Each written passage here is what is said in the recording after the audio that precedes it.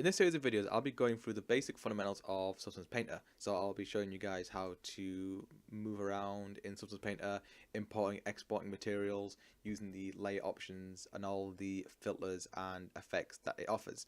Now the whole concept of Substance Painter is to paint PBR textures directly onto a 3D model. It works a little bit similar to Photoshop. So for now we've been working in Photoshop to create all our materials and textures, etc. We're now going to be using Substance Painter to do that instead, so we can actually see how it looks directly onto a 3D model. Now, a few things that I need to say before we begin. The 3D models that I am using are not my own. These are 3D models that I've gotten from Substance Academy. You can download them from their respected tutorials, so the Lantern 2018 course introduction tutorial, as well as the Getting Started with Substance Painter 2017. So you can download the assets for free, and you can also work through these tutorials as well. These are a great series to go through because it goes from point A all the way to the end to something like this.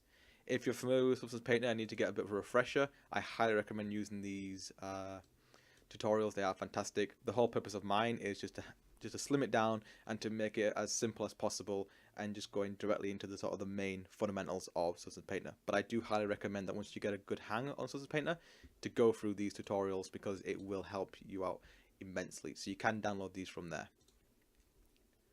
And just to let you know that I am using Substance Painter 2018.1.2.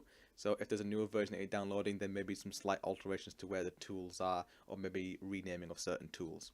You can download Substance Painter from algorithmic.com. If you go to the downloads as an educational section, you might have to create a login. It does require you to provide evidence that you are a student, so you will have to take like a photo or a scan of your college card to upload to them, and it might take like a day or two before they give you a full license to download for free. And the license is valid for 1 year and it is renewable, so you can download it for free at home. I will be providing a copy of Substance Painter in college, so there will be a Moodle.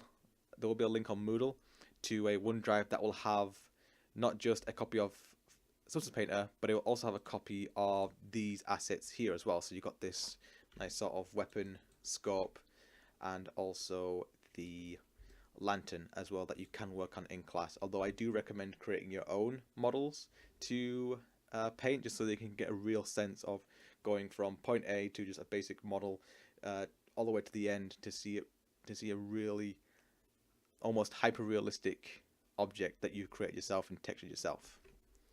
So with that out of the way, in the next series of videos I'll be starting with how to set up your assets for Substance Painter, and then getting into the actual painting side itself.